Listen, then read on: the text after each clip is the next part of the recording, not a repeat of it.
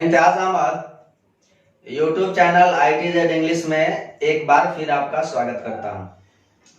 आज के इस वीडियो में हम लोग प्रेजेंट परफेक्ट टेंस पढ़ेंगे। जैसा कि मैंने अपने पहले वाले वीडियोस में प्रेजेंट इंडेफिनिट और प्रेजेंट कंटिन्यूअस बताते समय बताया है कि कैसे किसी टेंस को डिफाइन करना है, कैसे परिभाषित करना है। तो टाइम कौन सा लिया गया है? प्रेजेंट। और प्रेजेंट टाइम वह होता है जो हमारे साथ बीता करता है। प्रेजेंट टाइम के अंदर जब क्रिया की स्टडी हुई, क्रिया की रचना हुई तो टेंस बना। मैंने बताया है कि क्रिया के बदलते हुए विभिन्न रूपों के अध्ययन को टेंस कहते हैं। तो टाइम ले लिया गया प्रेजेंट, क्रिया की रचना हुई, बना टेंस, और टेंस बना तो क्रिया कैसी हुई? परफेक्ट। परफेक्ट का मतलब होता है पूर्ण, कंप्लीटेड, फिनिश्ड, मतलब ऐसी क्रिया जो पूर्णतः समाप्त हो। ठीक है, तो हम कह सकते हैं कि वर्तमान काल की ऐसी क्रिया जो पूर्णतः समाप्त हो प्रेजेंट परफेक्ट टेंस कहलाती है।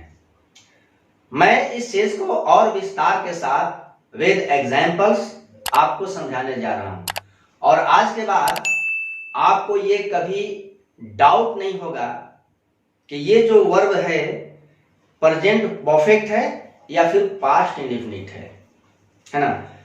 आज मैं आपके सारे डाउट्स को क्लियर करने जा रहा हूं, इसलिए आप सबसे पहले मेरे चैनल को सब्सक्राइब कर लीजिए, साथ ही साथ इस वीडियो को शुरू से आखिर तक देखें, और अगर पसंद आए तो अपने दोस्तों को शेयर करते जाएं ताकि आपके दोस्त भी मेरे वीडियो से फायदा उठा सकें। और अगर अच्छा लगे वीडियो, ये आपकी टीचिंग, मेरी टीचिंग आपको समझ में आए तो आप कमेंट भी कर लीजिए, ये मेरे फेवर में होगा। ठीक है, मैं इस टेंस को एक अलग तरीके से समझाने जा रहा हूं। प्रेजेंट परफेक्ट टेंस और पास्ट इंडेफिनिट के बीच के कंट्राडिक्शन को, अंतर को समझाऊंगा। तो आइए समझते हैं सबसे पहले प्रेजेंट परफेक्ट। समझने के लिए ऐसा समझें, अ फिनिश्ड एक्शन ऑफ पास्ट। क्योंकि मामला ऐसा है कि प्रेजेंट परफेक्ट हो या फिर पास्ट इंडेफिनिट, इन दोनों टेंसेस की क्रियाओं का संबंध जो है वो पास्ट से होता है। मतलब क्रियाएं जो होती हैं पास्ट में होती हैं। ठीक है, इसलिए मैंने कहा अ फिनिश्ड एक्शन ऑफ पास्ट, मतलब भूतकाल की क्रिया, एक्शन कैसी हो? तो फिनिश्ड हो, पूर्णतः समाप्त हो। अब भूतकाल की क्रिया जो फिनिश्ड हो, यही क्रिया कभी जाकर के पास्ट इंडेफिनिट बनती है और फिर कहीं जाकर के प्रेजेंट परफेक्ट बनती है। तो हमें ये देखना है कि ये एक्शन कब जाकर के पास्ट इंडेफिनिट होगी और फिर कब जाकर के प्रेजेंट परफेक्ट होगी। ठीक है, तो वर्ब हुआ पास्ट का, कैसा हुआ? तो फिनिश्ड हुआ।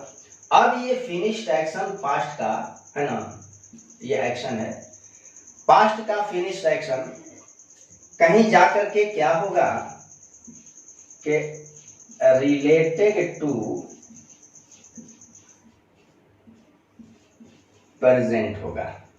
मतलब बीते हुए समय पास्ट के इस क्रिया का लगाव प्रेजेंट से होगा, प्रेजेंट वर्तमान से होगा, और कहीं जाकर के ये एक्शन जो है नॉट रिलेटेड टू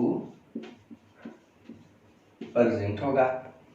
मतलब बीते हुए समय की क्रिया का लगाव कभी प्रेजेंट से होगा और कभी प्रेजेंट से नहीं होगा।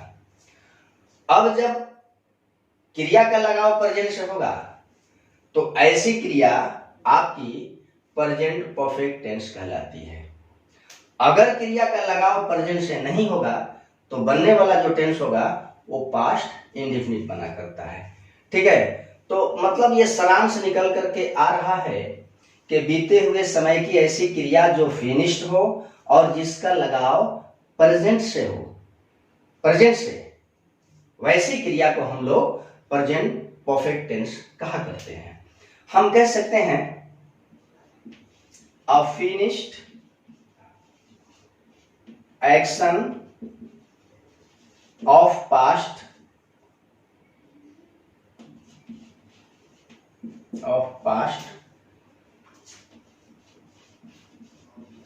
related to present is called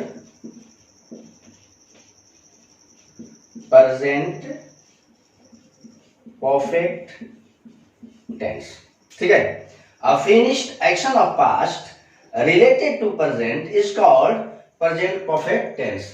मतलब बीते हुए समय की ऐसी क्रिया जो समाप्त हो गई हो और जिसका लगाव, जिसका संपर्क प्रेजेंट से हो, वह हमारा प्रेजेंट परफेक्ट टेंस होता है। और अगर क्रिया प्रेजेंट से रिलेटेड नहीं होती हो तो बनने वाला जो टेंस होता है वह पास्ट इंडेफिनिट टेंस हुआ करता है। ठीक है, जहां पर क्रिया क्या हो जाती है तो V2 हो जाती है। लेकिन जब ये प्रेजेंट परफेक्ट बना करता है तो इसमें क्रिया हैज या हैव और वर्ब का थर्ड फॉर्म हुआ करता है। ठीक है, हैज या है प्लस वर्ब का थर्ड फॉर्म, इसके बाद हमारा ऑब्जेक्ट होता है और इसके पहले सब्जेक्ट होता है। अब जब पास्ट इंडेफिनिट बनेगी तो वर्ब के बाद क्या मिलता है, ऑब्जेक्ट, और इसके पहले adverb of time. Adverb of time रखता है, जैसे पिछले रविवार को, पिछले साल, बहुत समय पहले। ठीक है, कल, यानी कि बीता हुआ टाइम शो किया जाता है इस एडवर्ब ऑफ टाइम से। यानी कि एडवर्ब ऑफ टाइम क्या शो करता है, पास्ट, बीता हुआ समय। तो अगर क्रिया रिलेटेड नहीं है प्रेजेंट से तो बनने वाला टेंस पास्ट इंडेफिनिट होगा। अगर क्रिया का लगाव प्रेजेंट से है तो आपका टेंस बनने वाला प्रेजेंट परफेक्ट होगा। अब मैं एग्जाम्पल रख करके ये बताऊं कि कैसे किसी वर्ब का रिलेशन जो है, संबंध जो है प्रेजेंट से है और कैसे किसी वर्ब का रिलेशन प्रेजेंट से नहीं है। एग्जाम्पल देखते हैं। एग्जाम्पल है, मैं प्रेजेंट परफेक्ट और पास्ट इंडेफिनिट दोनों टेंसेस के लिए एक एक एग्जाम्पल आपके सामने रखूंगा। पहले प्रेजेंट परफेक्ट के लिए देखिए, वह मर चुका है। ठीक है, और इधर पास्ट के लिए होगा कि वह मर गया। अब ध्यान दीजिए, पहले हम वह मर चुका है, इसको चाहे तो ऐसे भी बोला जा सकता है, वह मर गया है। अब आओ हम इस वर्ब का कॉम्बिनेशन देखते हैं कि क्या ये वर्ब जो है प्रेजेंट से रिलेट है या फिर नहीं है। वह मर चुका है तो सवाल के कब मर गया, अब से पहले। तो बोलते समय अर्थात अभी वाला जो समय है जहां मैं सेंटेंस को बोल रहा हूं वो तो प्रेजेंट है, और मरने वाला वह पहले मरा। तो पहले मरा, इसका मतलब कि एक्शन कहां चला गया, पास्ट। अब मरने का संबंध कहां से है, पास्ट से है। अब देखा जाए कि इस एक्शन का रिलेशन जो है प्रेजेंट से है कि नहीं है, अर्थात क्रिया जो है प्रेजेंट से जुड़ी है कि नहीं जुड़ी है। बिल्कुल जुड़ी है, इसलिए कि वह मृतक है और इसका डेड बॉडी हमारे सामने पड़ा हुआ है। हाँ, तो कहने का मतलब हुआ कि मरा तो पास्ट में, लेकिन मरने की क्रिया का लगाव प्रेजेंट से है। क्रिया जो है रिलेटेड टू प्रेजेंट है और क्रिया के प्रेजेंट से जुड़ने का सबूत भी है, इसलिए कि उसका डेड बॉडी आपके सामने पड़ा हुआ है। अब मान लिया जाए कि अगर ये 10 बरस पहले मरा है तो क्या उसका डेड बॉडी हमारे सामने होगा? प्रेजेंट से जुड़ने का, प्रेजेंट से रिलेट होने का कोई सबूत है? नहीं है। लेकिन यहाँ सबूत है। तो मैंने समझाया कि भूत की ऐसी क्रिया जो पूर्णतः फिनिश हो, अगर उस क्रिया का लगाव प्रेजेंट से है तो बनने वाला जो टेंस होगा प्रेजेंट परफेक्ट होगा। जैसे वह मर चुका है, हम बनाएंगे ही हैज डाइड। ठीक है। अब हैज जो है, हैज ये कहाँ यूज होता है? हैज का प्रयोग थर्ड पर्सन सिंगुलर नंबर के साथ होता है। इस क्रम में ही, शी, इट और एक सिंगल नाम, इसके साथ हैज होगा और बाकी सारे सब्जेक्ट्स हैव लेते हैं। Have, other subjects. ठीक है। और याद रखना है अगली चीज कि हैज और हैव के बाद वर्ब का हमेशा थर्ड फॉर्म आया करता है। ठीक है। अब आइए वह मर गया, इस पर देखते हैं। वह मर गया, अब इसको थोड़ा हम विस्तार कर ले इस सेंटेंस के साथ, एडवर्ब ऑफ टाइम ऐसे कर लें। वह 1980 में मर गया। ठीक है। अब मरना कब हुआ? तो 1980 में, जो पास्ट है। अब बताइए 1980 का रिलेशन जो है आज इस साल 2022 से है? नहीं है। इसलिए कि 80 में संपादित क्रिया का 22 से जोड़ने का कोई सबूत नहीं है। इसका मतलब हुआ कि ये जो वर्ब होगा ये पास्ट इंडेफिनिट होगा। तो हम बनाएंगे कैसे कि ही डाइड इन 1980। ठीक है। तो थोड़े शब्दों में हम कह सकते हैं कि भूतकाल में संपादित ऐसी क्रिया जो वर्तमान से जुड़ी हुई हो, रिलेटेड टू प्रेजेंट हो, प्रेजेंट परफेक्ट टेंस बन जाती है।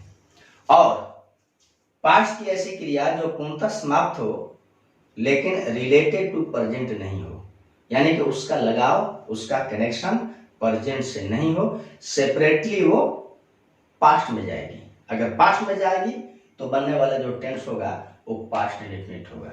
लेकिन ध्यान रहे वह मर चुका है तो यहां मरना 1980 में नहीं होगा, क्योंकि ये देखिए पास्ट में तो मरा, लेकिन ये जो पास्ट है ये पास्ट प्रेजेंट से इतना क्लोज होता है, प्रेजेंट से इतना नजदीक होता है कि हम इसको स्पेशली पास्ट में नहीं ले जा पाते हैं, है ना। इतना करीब होता है कि हम उसे प्रेजेंट में रखते हैं लेकिन एक्शन को फिनिश दिखाते हैं। और जब फिनिश दिखाते हैं तो मतलब हुआ कि बोलते समय से पहले उस क्रिया का संपादन हुआ है।